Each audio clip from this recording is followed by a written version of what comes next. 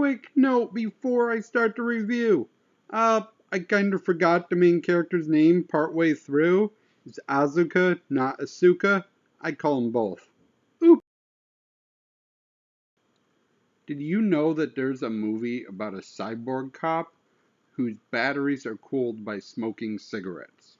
Because there is. Today we watched the 1992 Japanese action flick 8 Man.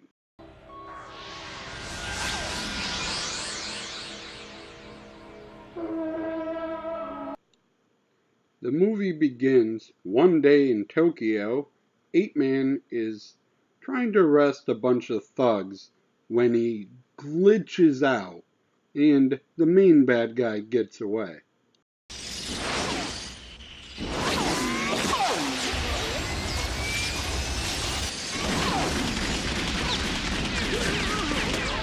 Shoot him, not me, you morons! I see you!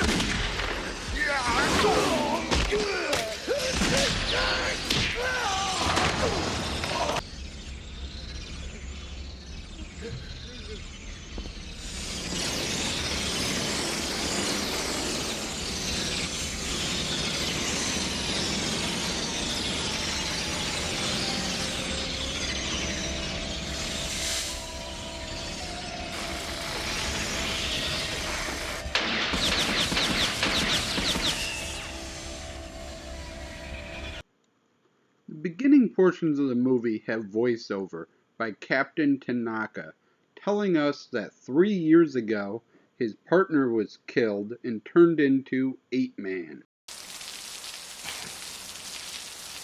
You know it's over when you'd rather be sitting behind a desk. I've worked it out. We'll be retiring to my wife's hometown.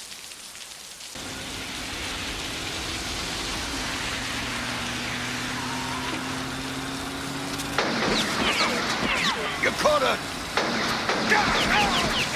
He's retiring, not me, you idiot! You bastard!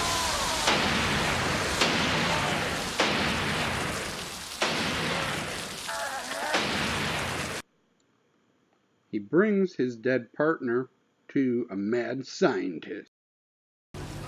Connie told me a long time ago that he was close to a breakthrough in the creation of a cyborg. A half-human, half-mechanical man, powers beyond imagination. He wasn't too popular with other scientists in the field. You see, there was a little catch to the professor's research. It required a fresh corpse to be successful. Very fresh. Within 2 years, he was able to resurrect him as an organic robot with an electronic brain. It took another year to train and prepare him for his mission as a crime fighter. 3 years after Asuka's death, he is brought back as 8 Man. Named 8 Man because there's 7 levels of police in Japan, and he's the 8th level. 8th level, 8 Man, got it. Good. Okay. He also has the ability to look however he wants. So he can have a secret identity as a private investigator. Tanaka immediately makes mistakes, though, by letting this private investigator communicate with Asuka's best friend, lets him know that this private investigator is 8 Man, and hires the best friend's girlfriend to be Asuka's secretary as the private investigator. Why would you involve all these people from his former life into his new life?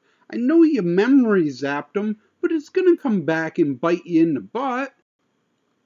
While 8 Man can't remember he was Asuka, he wasn't the first cyborg. The mad scientist turned his son into a cyborg first, kept his brain and his memories.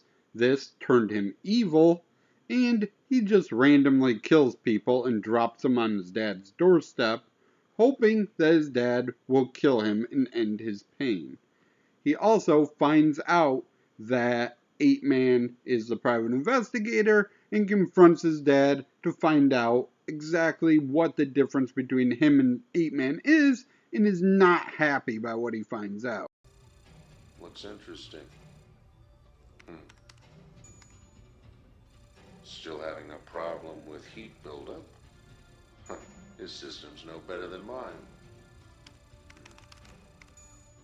Here's something. An electronic. You've given him an electronic brain. In fact, now that I look at it, he may be superior to me. I guess we'll know once we meet. What is it you have? Nothing. You're a machine without a soul. And don't think you'll be able to go on forever.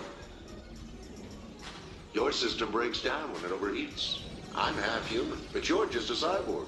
Your fate is imprinted on your circuits.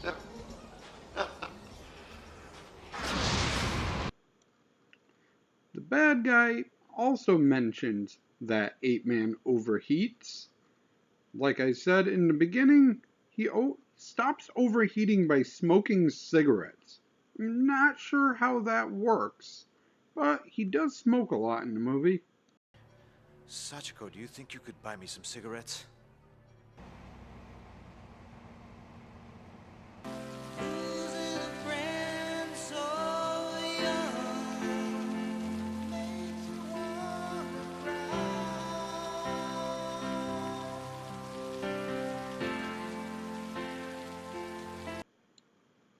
Stress from everything going on and his partner being killed helps Asuka get his memory back.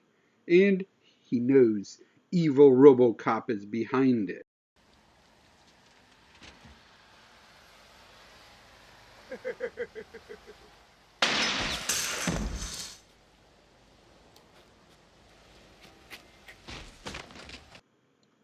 I forgot how violent that death was.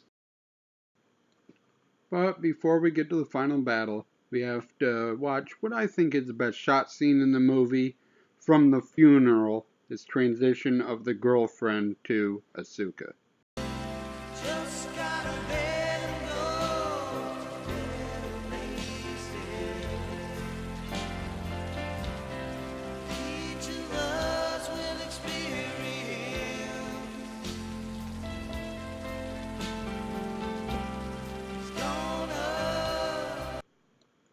Okay, final battle time, including a cigarette smoke-induced power-up.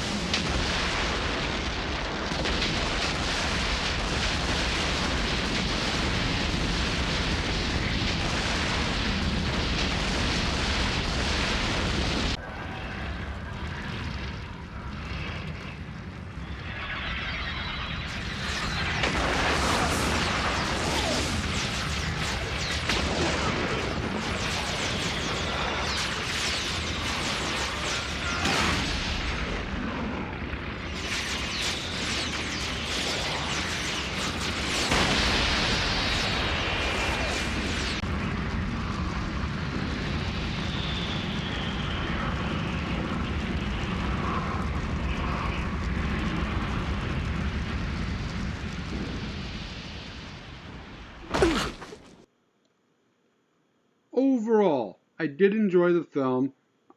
It's not without its problems, though. Like I said, Tanaka allowing Asuka to be interacting with people from his past makes no sense. I understand why it was needed in the movie, because you need him to be able to regain his memories so that he goes after the mobsters and so that he goes after the evil RoboCop guy, but the reason why the character does it doesn't really make sense.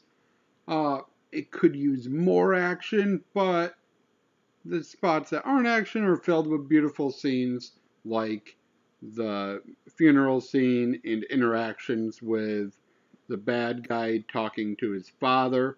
He gets his father to power him up, and he somehow gets mind control Kilgrave powers, and you saw he has like laser eyes and shit going on. Overall, it's pretty entertaining. There's some emotional moments, some character building, and then a cool, if not cheesy, fight at the end with some pretty bad special effects, but I still enjoyed it. Thank you for watching, and as always, I shall try to do better next time. Here is a selected scene from the movie.